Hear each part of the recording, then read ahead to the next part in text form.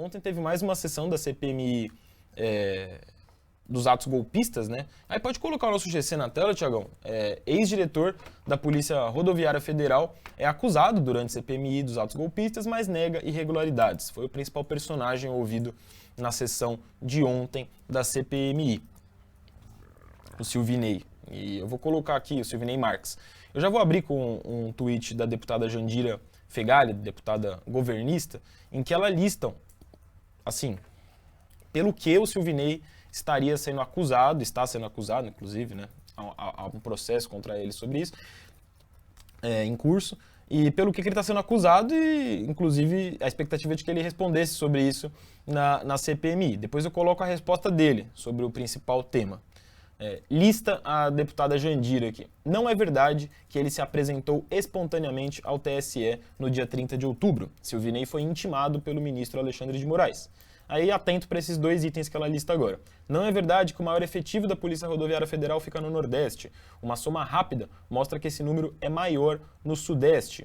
Esse é o questionamento sobre a atuação da Polícia Rodoviária Federal no Nordeste no dia das eleições do segundo turno, né? Que está sendo acusada, foi acusada, continua sendo acusada de ter prejudicado, de ter tentado impedir que eleitores numa praça ali majoritariamente lulista conseguissem votar.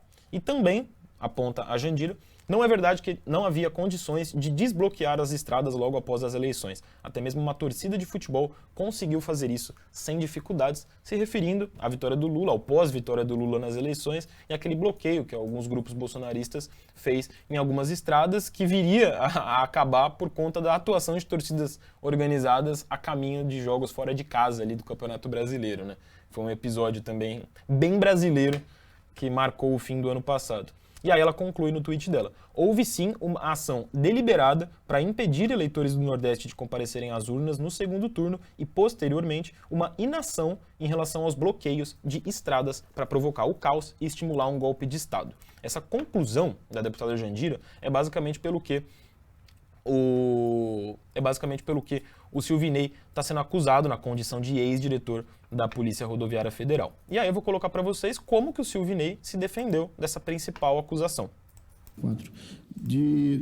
Da sua universidade, enfim, e começou a espalhar essas informações e isso foi disseminado rapidamente com 3 matérias que se destacaram e a gente foi investigar. Um era o prefeito lá na Paraíba, Caeté, né? Caeté. Desculpa, eu não lembro, está aqui o nome da cidade. Cuiuté. Mentiu descaradamente e já foi processado. Até o nome ele mentiu. Inclusive fez campanha política, que é crime, num local que os policiais ficaram por 39 minutos e um dos veículos que estavam lá era do juiz da comarca que foi lá conversar com eles. Mentiu descaradamente esse cidadão. O outro, uma senhora que estava dentro de um ônibus lá em Benevides. Está o registro aqui, não tem como burlar. O ônibus ficou parado por 14 minutos no local, com o tacógrafo estragado, e a polícia ainda fez a escolta do ônibus até a área de votação. Ninguém deixou de votar. Então, uma briga muito grande dos dois lados. E aí eu, na condição, se fosse um parlamentar de esquerda, recebo uma informação de um policial rodoviário federal, porque aí foi para os grupos, né? Eu também acreditaria.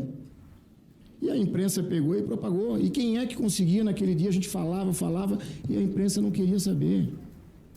O momento estava muito quente, era um problema político, não era um problema de segurança pública. O que fizeram com a instituição, esses policiais, que é um grupo muito pequeno, são covardes. Covardes, quebraram o juramento que fizeram, defender as pessoas, defender os bens, defender a vida, defender o Brasil, a instituição. Se teve alguém que atuou nessa eleição para que tudo ocorresse bem, foi a Polícia Rodoviária Federal. Então essa foi a forma como o Silvinei se defendeu, negando basicamente todas as irregularidades que foram relatadas ali desde aquele dia do segundo turno das eleições. Aí, viralizaram no Twitter alguns relatos de contradições que o Silvinei cometeu durante a participação dele, de mais de 8 horas, 12 horas, se você for contar as paralisações ali, de testemunho dele ontem na sessão da CPMI. Uma dessas contradições é o fato dele ter falado durante a sessão que ele não tem nenhuma relação com a família Bolsonaro. o que não é muito bem uma verdade, ou não parece ser pelas imagens aí registradas dele num desses intervalos da sessão, junto com os filhos do ex-presidente Jair Bolsonaro, né? À esquerda aqui está o Silvinei conversando, dando risada, junto com o Eduardo Bolsonaro, com o Flávio Bolsonaro. Aliás, o que o Flávio Bolsonaro tá ficando a cara do pai é brincadeira agora, que tá ficando um pouco mais velho, hein? Nossa senhora, de perfil assim.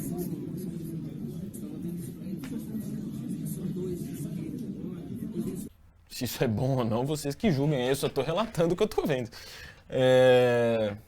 O que mais aqui foi apontado como possível contradição?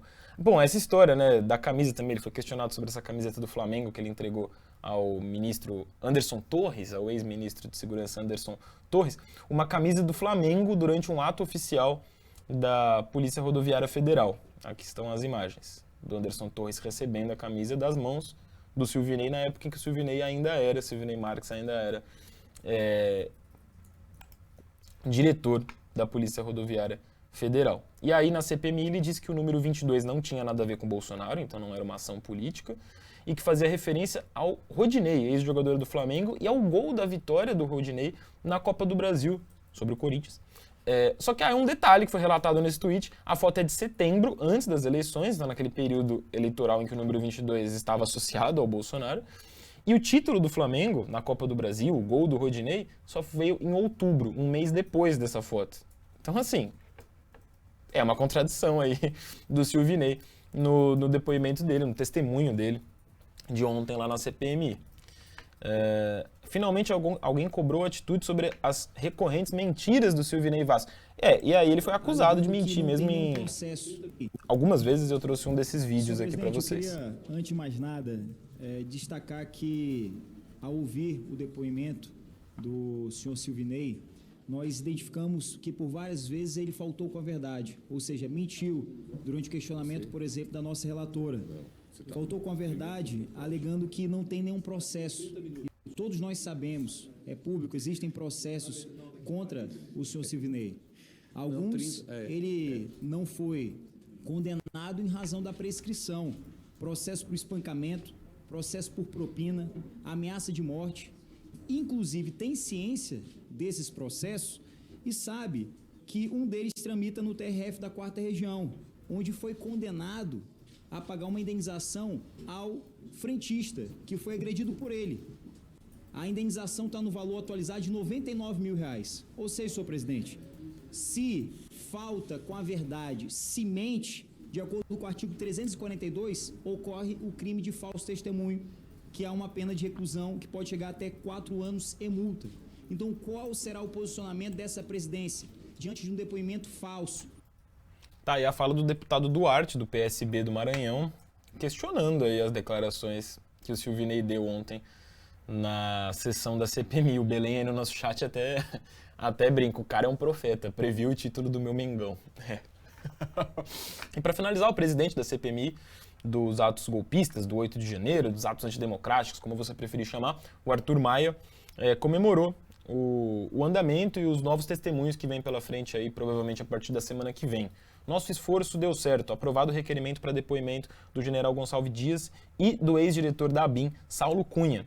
Também aprovamos requerimentos de compartilhamento dos inquéritos em segredo de justiça que tramitam no STF sobre os fatos de 8 de janeiro. Então, o dia de ontem acabou com boa parte da base de oposição, da base bolsonarista, que faz parte da CPMI, conseguindo sucesso no requerimento para ouvir testemunhas, essas agora ligadas ao atual governo, ao presidente Lula, diferente do Silvinei, que era uma testemunha requerida pela situação, pelos governistas, ligado ao ex-presidente Bolsonaro.